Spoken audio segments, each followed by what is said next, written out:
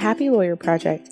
I'm your host, Akoma Moronu, and I created the show to help lawyers find happiness in life with a law degree. Together with my guests, we provide the knowledge, skills, insight, inspiration, and encouragement you need to find your happy. Welcome back, lawyers. I'm super excited to share today's show with you. I had such an amazing conversation with today's guest. Before I get to that, I wanted to give you an update on a prior guest. I had Elaine Deutsch on about 2 weeks ago to chat about her new program that she was launching called Women Interested in Leaving Big Law. It's the WILL program. And she sent me a little update to let me know that the program is going to launch this October. So I just wanted to let you guys know, in case you were interested in learning more about that opportunity.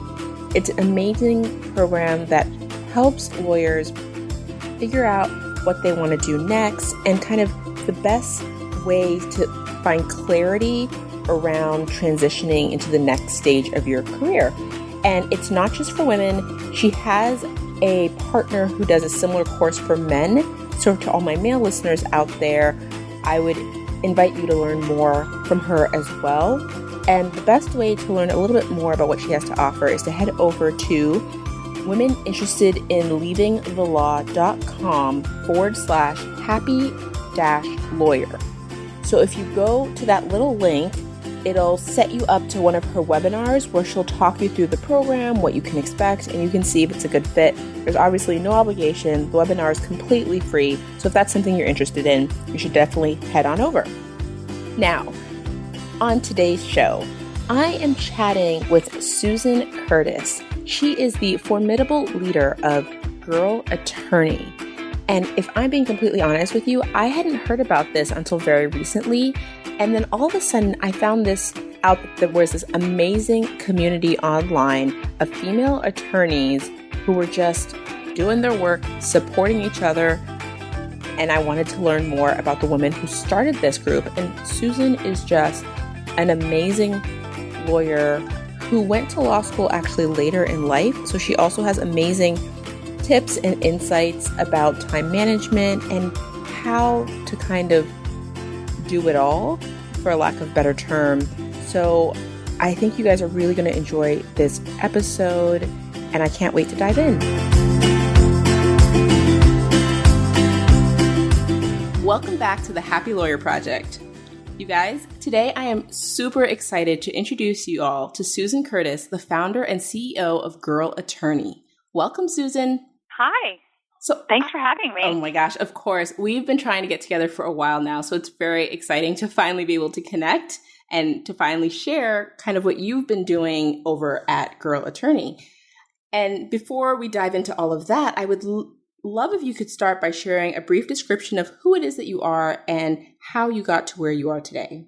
Thanks. I am a litigator. I handle plaintiffs' cases, and I have a solo practice in Oklahoma City. I got here from going back to school kind of late in life. I was a married mom of three, mostly stay at home. I did always have a job, but it always centered around Mother's Day out programs, things like that.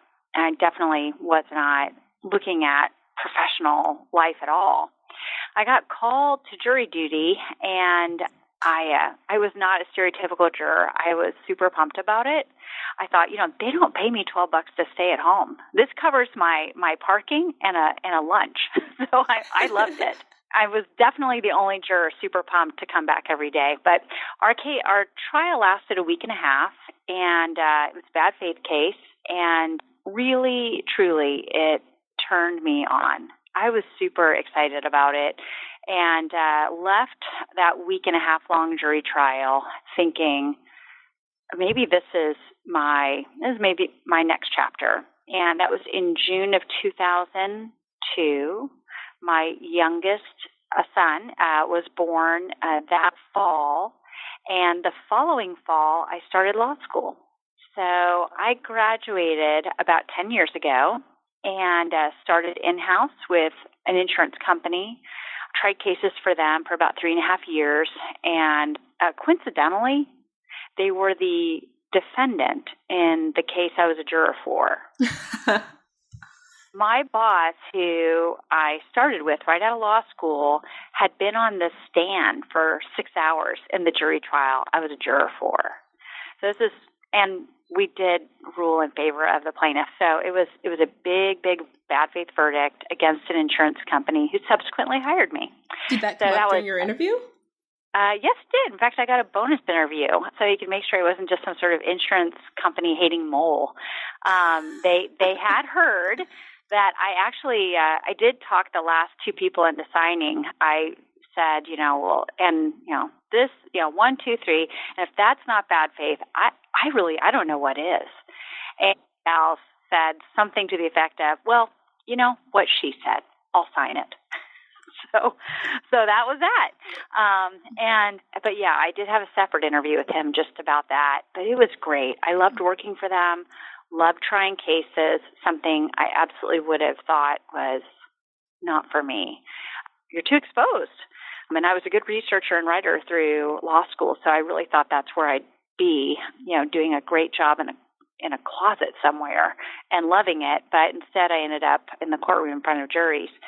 After a few years, though, I stopped enjoying my defense verdicts, which was, my job, and realized I really wanted to use my courtroom experience and my experience working these cases to help people.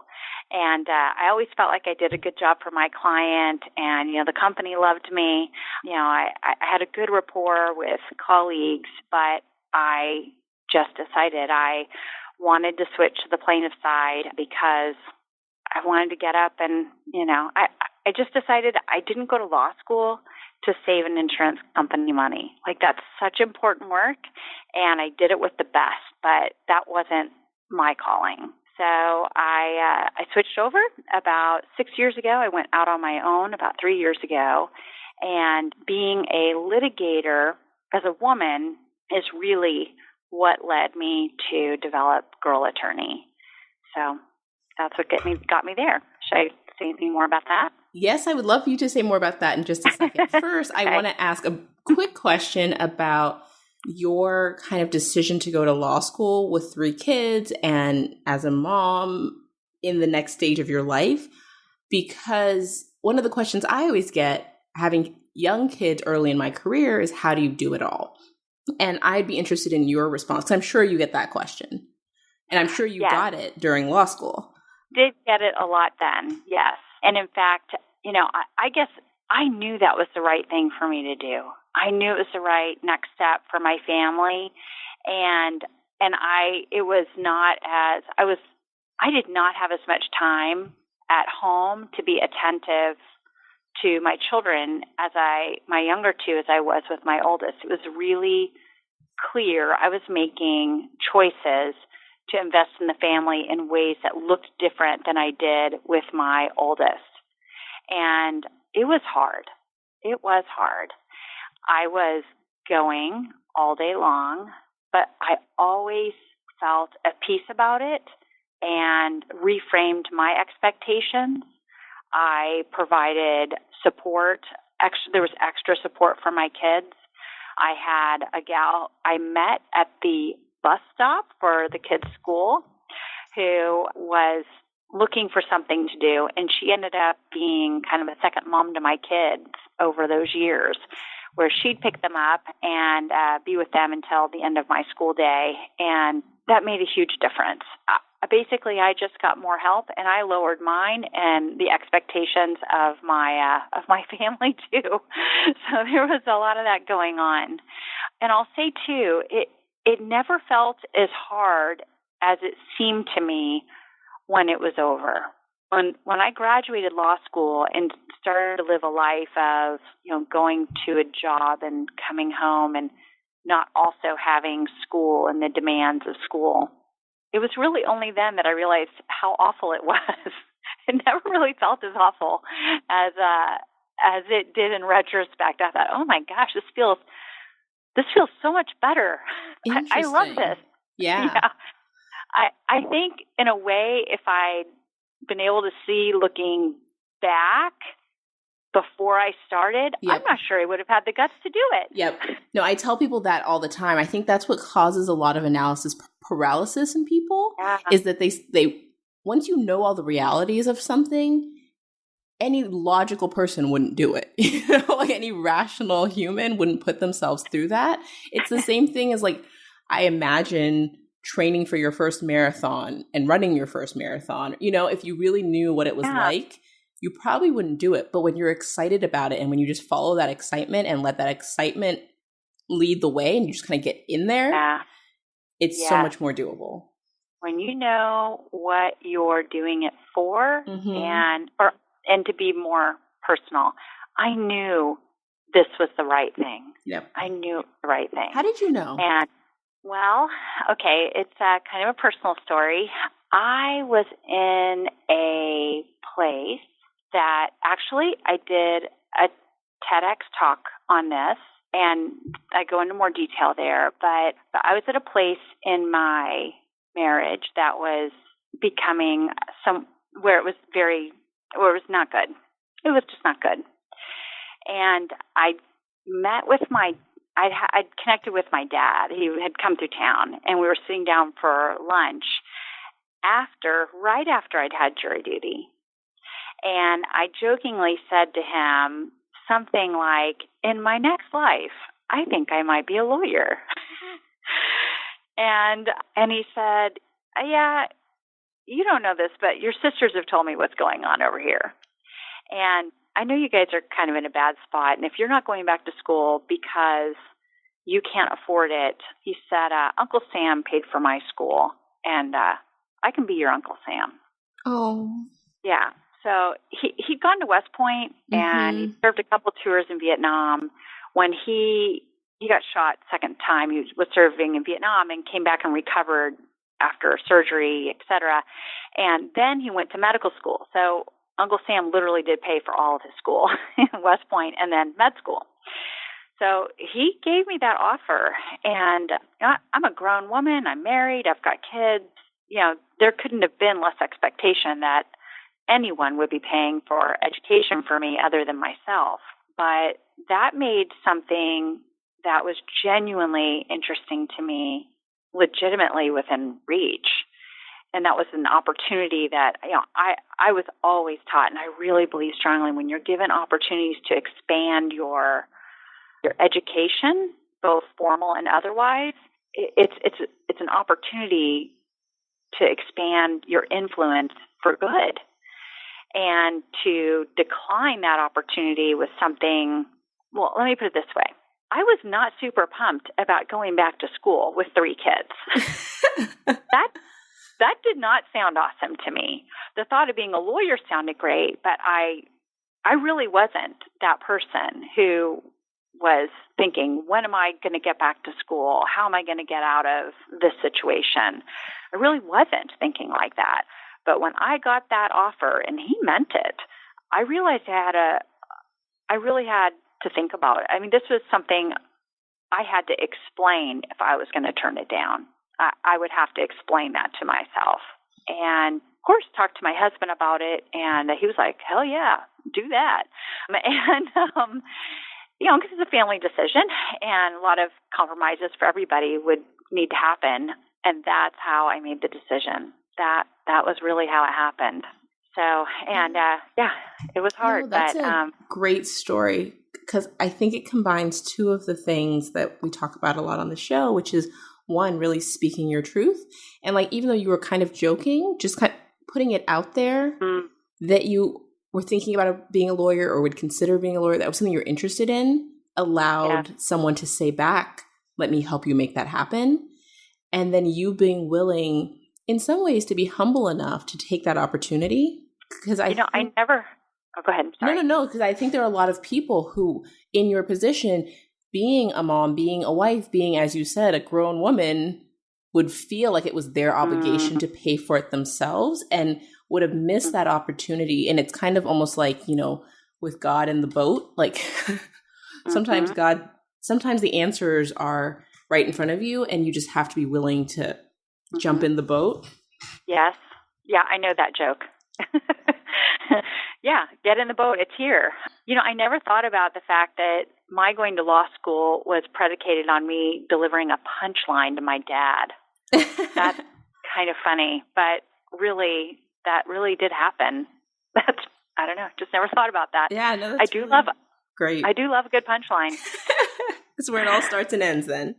Yeah, and now I love it even more. But yeah, that's really interesting. So let's transition a little bit more into what you're doing with Girl Attorney and kind of your thoughts on, we were talking briefly about this before we started recording, just the idea of being a woman in the law and being female in the space.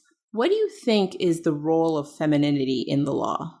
Well, I think that's a tough one for me because I think it means femininity means something in some ways that's so unique to each woman.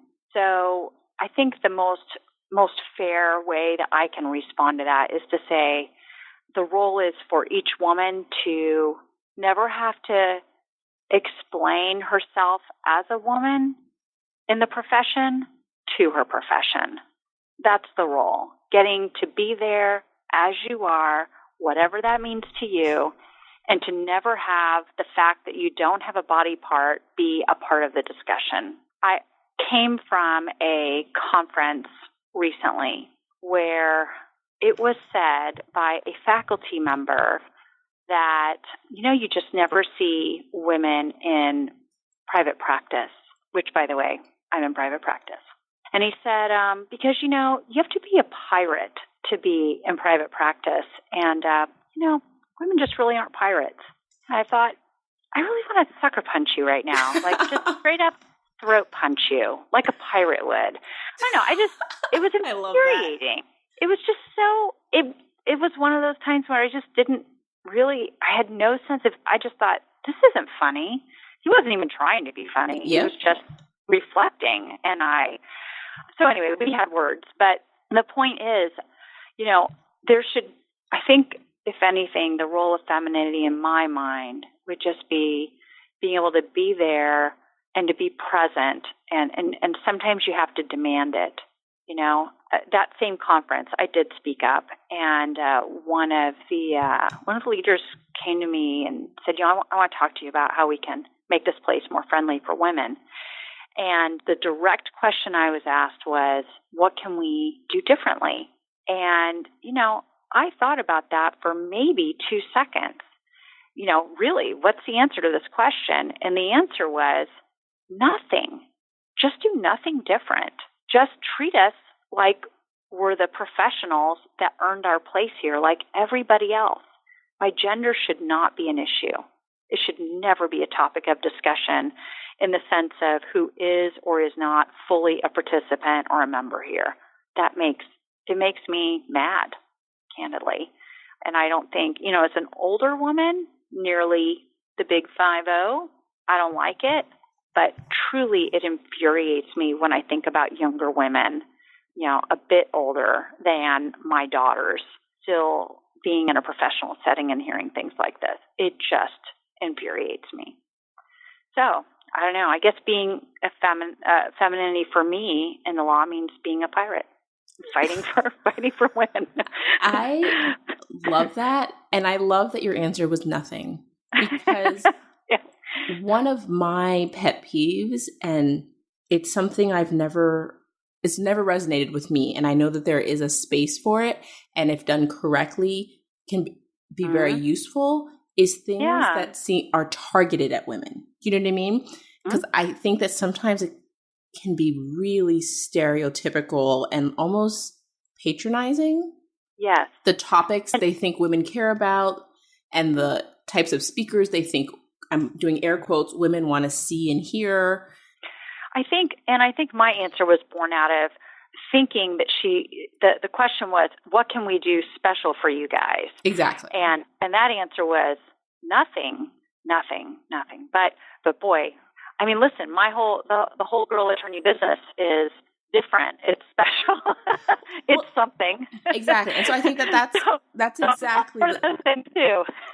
Exactly. And I think that's the balance that's really hard to strike is how do you create these spaces for women to really be elevated and to be supported for whoever they are on the, female spectrum. And, when you think about femininity, like there are men who are very feminine and there are women who are, have very traditionally masculine qualities. So you think about girl or women attorneys, and that can mean a lot of things. And so you want to create a space where everyone's welcome and you aren't just having it's not just about being a working mom and like, like clothes and like how to dress professionally and like how to speak up with authority. Like, and not that those things aren't important and those things are part of the conversation, but I don't want to necessarily look at a panel and be like, oh, this is a panel for women and these are panels for men.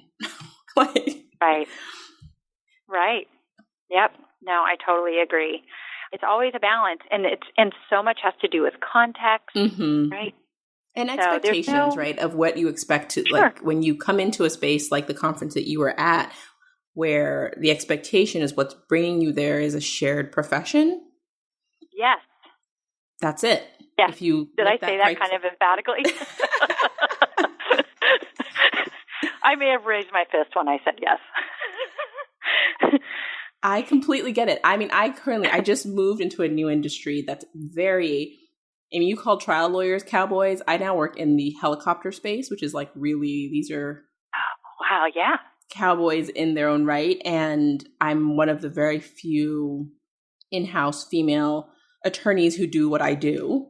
And so it's very interesting. That's awesome. Do you ever get mistaken for someone other than the lawyer? I don't, but that's because I have quite a reputation in the space. That's awesome. I don't come in quietly. I like to think you're raising your hand. Hey. Yeah. Well, I think that it'll be interesting because I haven't actually done that many industry conferences. So it will be interesting to see when I start to do more of those, what happens. Yeah. But the thing is that because of how lean these companies are, and because I'm kind of at a senior level, by the time I'm in the room, there are no junior people in the room. And it's such a close-knit community that everyone knows there's a new lawyer. And so since I'm the only face they can't place, I must be the new lawyer. I assume that's the calculation they're making because up until now, I haven't had any issue and people seem to know who I am once I walk in the room. I assume my reputation doesn't precede me and that they're just doing some very basic deductive reasoning. That must be really, sorry, you're interviewing me, but I am thinking about how scary and exciting it must be to be entering so many new spaces in your profession. That would just be, that's a lot going on. It is. It's scary and exciting, and especially because when you come out of, because I was at Big Law up until this point. So up until this point, I was surrounded by, I haven't actually spoken that much about this, so. Yeah, come on. Surrounded by lawyers. And so everyone always understood kind of my experience and my perspective. And even if I was talking to a real estate lawyer or, somebody in projects, they still had a shared experience and a shared language, like a basic understanding of rule of law. Whereas now I have conversations with mechanics and pilots and insurance processors, and they don't necessarily think the way I think or understand where I'm coming from. And so that's really fascinating because it's really sharpening my own understanding of the work that I do and my ability to communicate that work.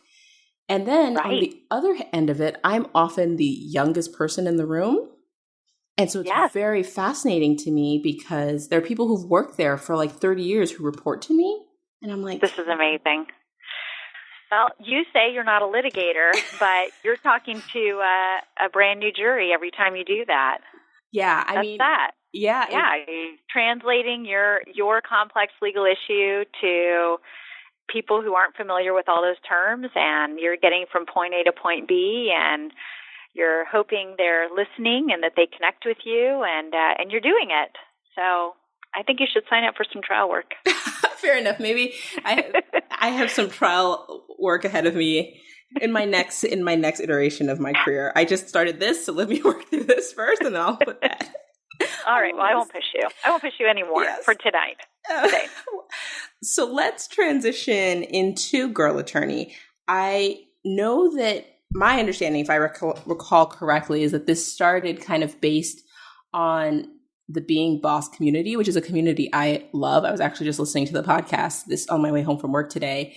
But I'd love to know more about kind of your experience with that community and how that inspired you to start your own community for female lawyers.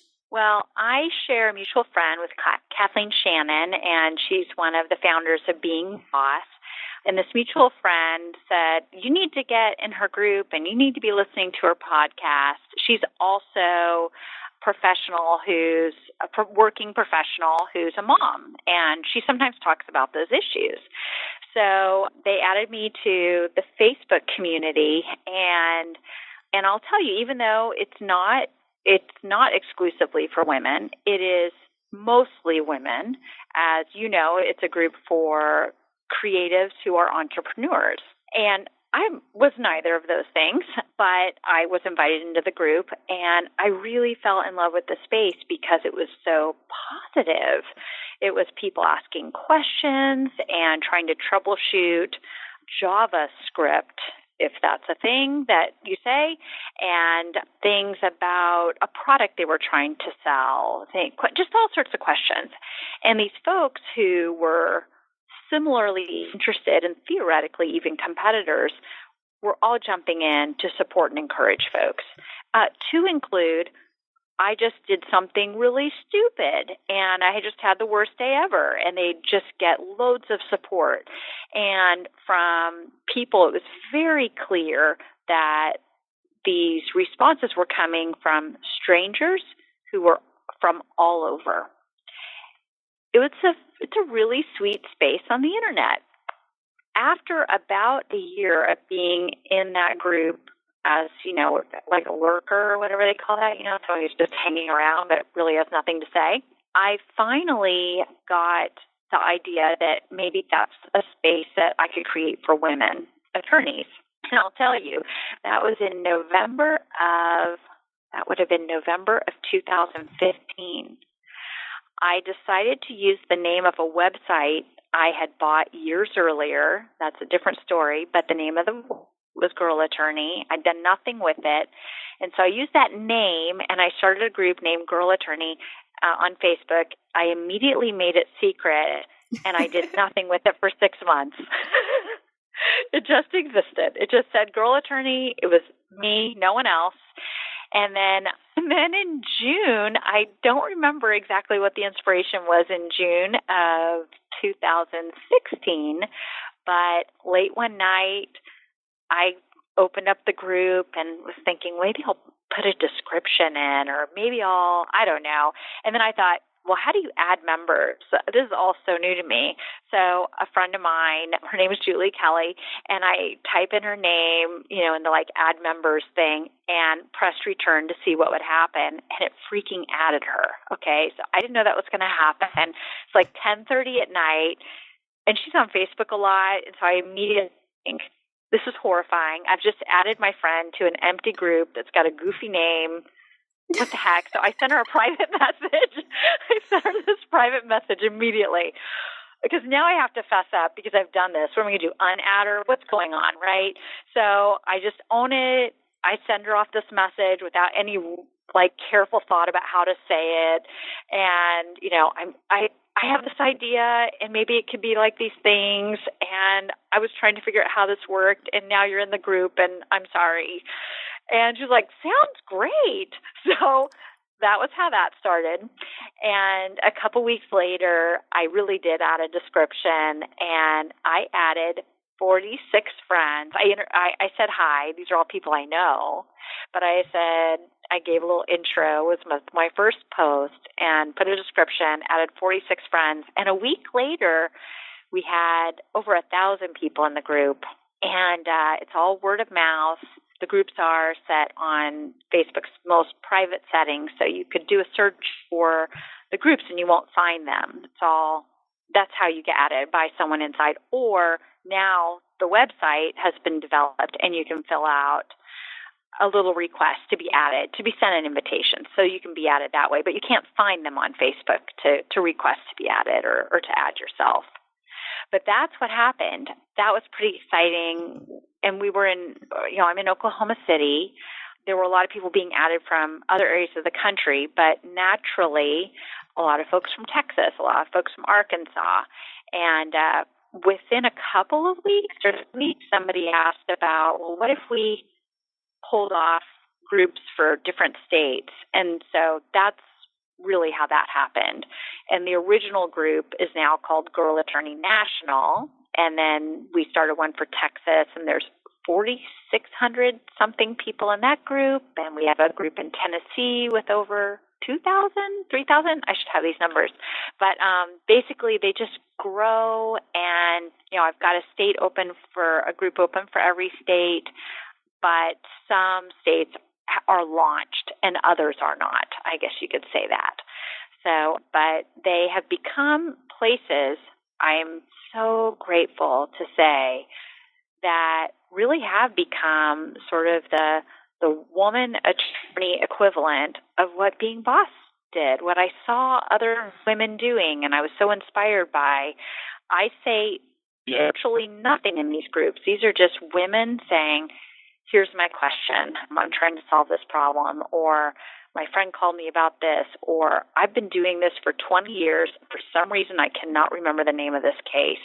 What is this? And occasionally there's questions about shoes, and being mistaken for the court reporter. Things like that come up too. But in large part, these are networking sites. Oh, that's another big thing that's happening, is people saying, I need to get a referral for this type of law. I've got a client I need to send to someone. And every now and then someone will say, I'm asking this question because my boss says he wanted me to ask that girl group I'm in, Mara, to figure out how to do this yet. And so here's my question he wants to know the answer to. So those are always extra amusing. But yeah, it's a safe space. They're very positive spaces that are mostly women supporting women. And by extension, their families, their practices, their clients, it helps everybody. But genuinely, women who are right out of law school are in the same Facebook group as partners in their law firm. There's not really a space for that outside of this. It's hard to get women of different generations in our profession connected within the profession and in the normal ways that the profession works. And so anyway, those are the sorts of things that are happening. And it just exists to support each other. That's really what the Facebook groups are. And then if you want, I could talk a little bit about the directory too. Yeah, I want to dive into the directory, but before we do that, I just wanted to comment on the value of Facebook communities. I definitely was not a fan for a while, and I have to admit, I thought they were pretty cheesy, and I'm sure that they'll go out of style because I now like them. But I am in one for female podcasters. I'm in one for female lawyers who podcast. I'm in the Being Boss one, which I'm actually not that active in anymore, but just because the podcast has kind of been my focus. And to be honest, the number one value I find in these groups is there's no mansplaining.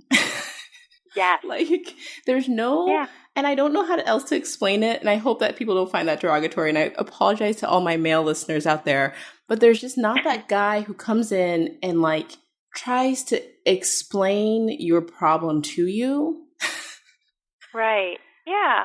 And it's not all, there's a lot of, but it's also not just all kumbaya and love and hugs. And, women are equally helpful and critical. And like, I also don't want to get the impression that there aren't different personality types and that everyone gets along necessarily, but it's just a different energy in these all-female groups. Yep. I think I'm pretty lucky where I'm adminning groups of women attorneys. I can count on one hand the number of times that there's been where someone definitely had a bad day and was taking it out on someone else in the group. And there's over 15,000 women in these groups. It's a little more than a year later, and I can count on one hand the number of times where I was like, okay, ladies, I'm going to delete this thread. Yep. It's gone a direction that's not really helpful at this point. But I guess I have to say, I didn't expect this to become such a large community. I genuinely, absolutely did not think that would happen. But if I had, I would not have predicted that there would be so little conflict. That's these are all educated women with opinions. Yeah, lawyers, as the case would be. Yeah. So, not like it's going to be, I'm expecting trouble, but, if people are being true to themselves, won't they just run into conflict? Yeah. But the reality is absolutely the tone of the group is positive. Yeah. And people will disagree. I will say I'm pretty vigilant about no politics, and that helps. I can only imagine that helps. But there's always stuff to disagree on, especially in the law. So, yeah, and of course, the groups are open to folks that are on both sides of the table in every area of law. I love what these groups demonstrate about women that is contrary to the stereotype. So I would want you to speak to that a little bit, because I have to admit that one of the reasons I think that I dislike the panels that I think are dedicated to women or conferences for women is that there's often this vibe and this conversation around that feels really negative to me. That feels like it's very critical of things that haven't changed and the areas in which we aren't making progress as quickly as we would like. And the thing I love about your content and your perspective is that it really is quite positive and solution oriented. And it's not that you're glazing over the issues, it's that you're trying to find solutions and really focus on the areas in which we have made progress and can continue to make progress. So I would just be interested in your thoughts on how you remain so hopeful about the future of women in the law and the potential for our growth in the space. Well, I think primarily my hopefulness about where we're at is it's rooted primarily in the context of where we're not anymore. The judge who was the presiding judge over the case that I was a juror in, she went to law school when she was one of 3 women in her class. There wasn't even a women's restroom in the law school proper. She had to go use the secretary's restrooms. When she graduated law school, she was interviewed for a job and told at the interview, "You would be great, but we just don't know who you'd have lunch with. You can't eat with the secretaries because you're a lawyer, and you can't eat with us because our wives would be jealous." We've come a long way.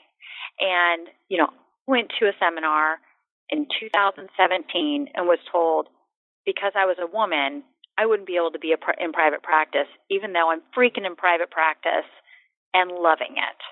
That's infuriating, but we've still come a long way. I think so much. I kind of joke, at least I've always joked about it in my personal life, that I'm like the queen of the silver lining. Like, just give me a second. I can put this in perspective. And I never really thought about it in my professional life, but I do frame reality. I like to call reality what it is. I'm a big believer in truth.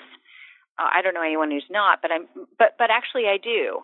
When you're sent this message, and sometimes we do it to ourselves, but definitely culturally, we do sometimes get the message like it's not that bad, or things are great even when they're not. Make things look great even when they're not. Let's talk about things the way they really are.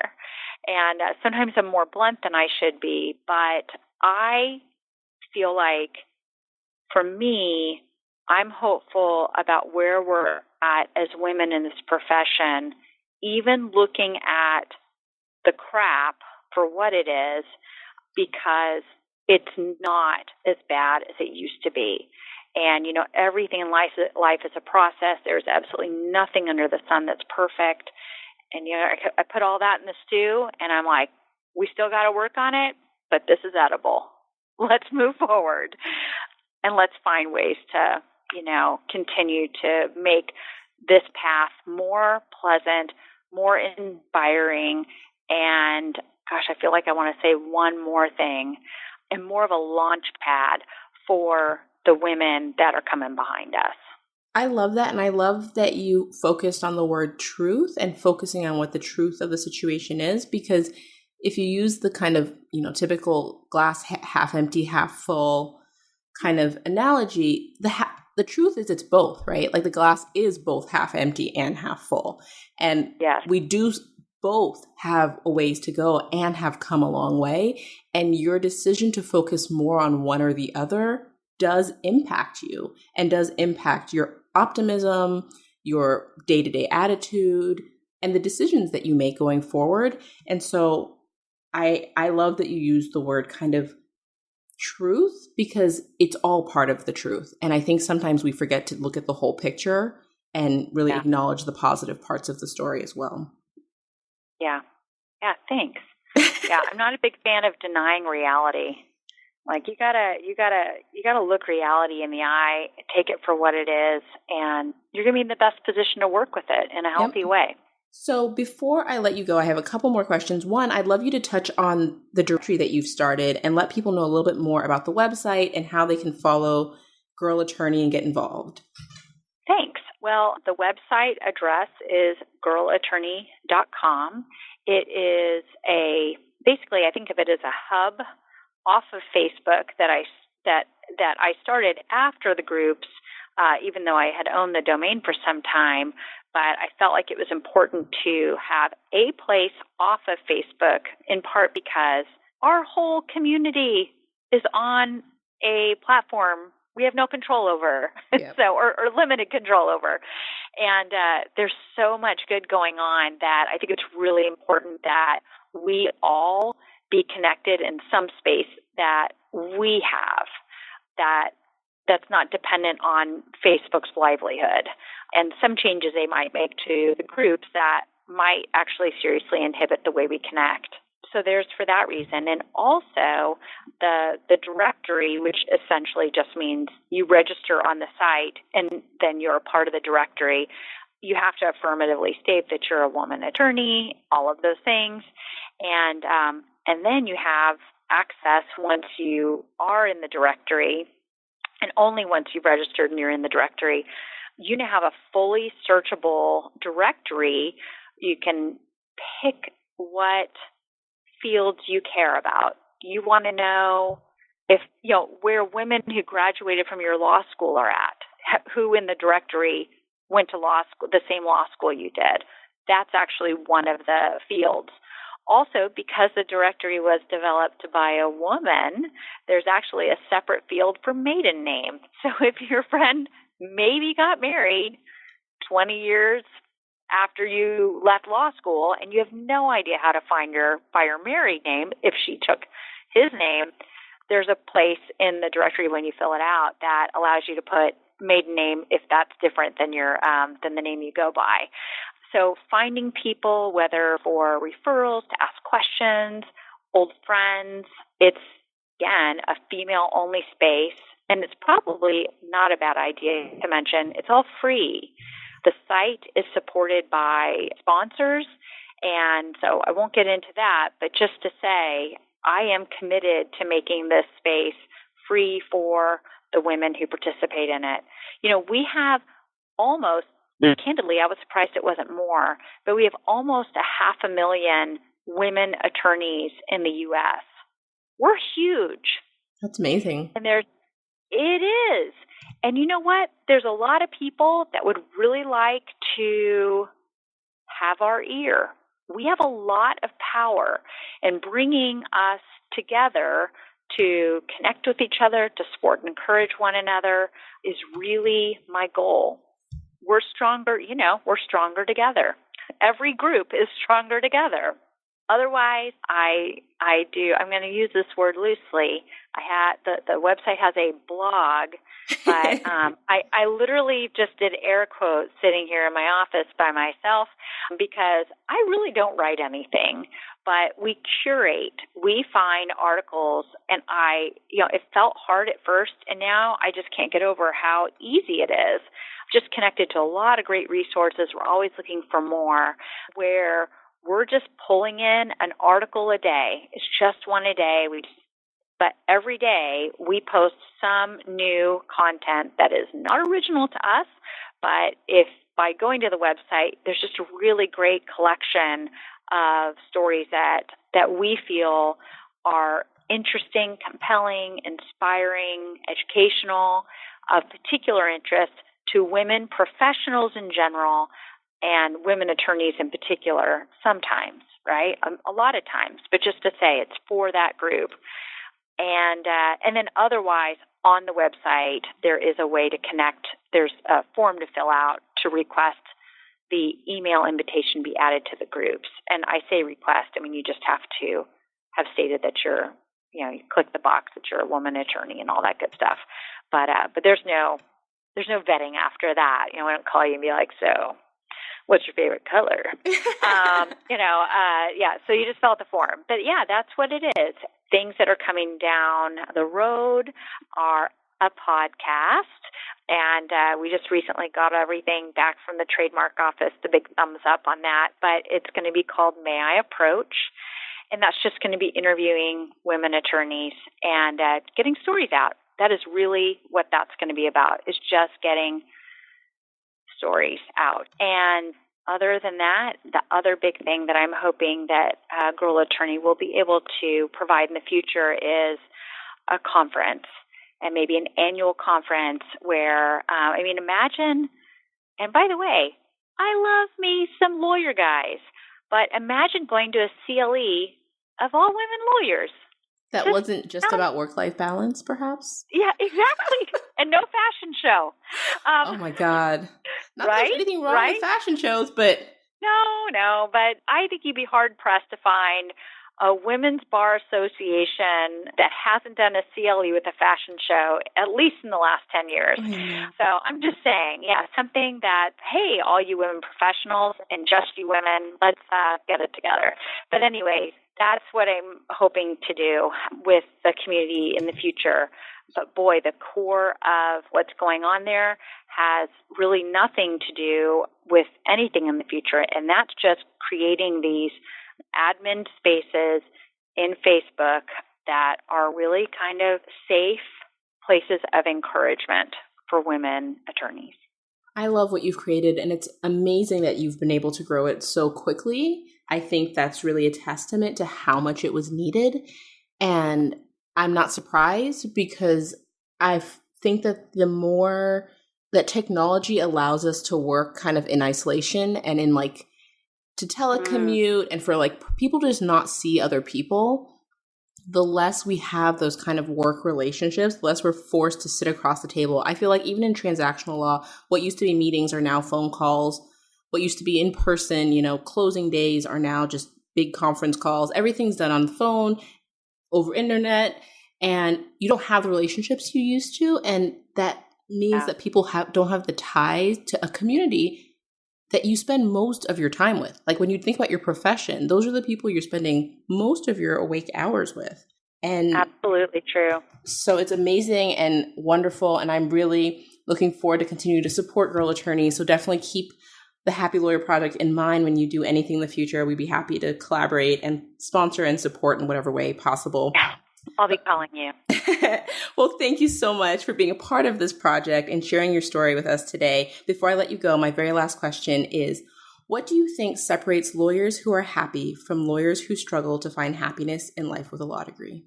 I think maybe getting to do an area of the law that you really like. It's perspective ultimately, but I think it's really important if and when I've been in law jobs that weren't right for me anymore, I made a change. And every change was scary, and really risky, but absolutely worth it. So I would really, so I guess that's my answer. I think that would be one difference. Perspective is a threshold issue, and just being able to choose the way you view what's going on. You get to control that. No one can control that. But if you apply that, and when I have applied that and still just didn't find that place of enjoyment in the work, I did the risky, scary thing and made the change. And it's been really great for me. So that's my answer. Thank you so much, Susan. I really appreciate you being on today. Thank you so much for the opportunity. Have a good one. Thank you for joining me for the Happy Lawyer Project podcast. Please head over to my website, www.thehappylawyerproject.com, for more information from today's show. While you're there, I'd love it if you'd leave me your thoughts on the show. You can also connect with me on LinkedIn, Facebook, or follow me on Instagram. If you've enjoyed the show, please share it with your friends. And don't forget to head over to iTunes to subscribe and review the show. As you know, each rating helps more listeners find the show and helps me get awesome guests on here for you guys. If there's anyone you'd like me to have on the show, or if you'd like to be on the show, head over to my website and let me know, or send me an email at Okema, OKEOMA, @thehappylawyerproject.com. A special thanks to everyone who's left a review, sent me an email, or reached out to me in any way. I appreciate you. Thank you again for spending this time with me, and if you would like to learn more about working in your gift and living your passion, head over to the website for a free gift. Until next time, bye!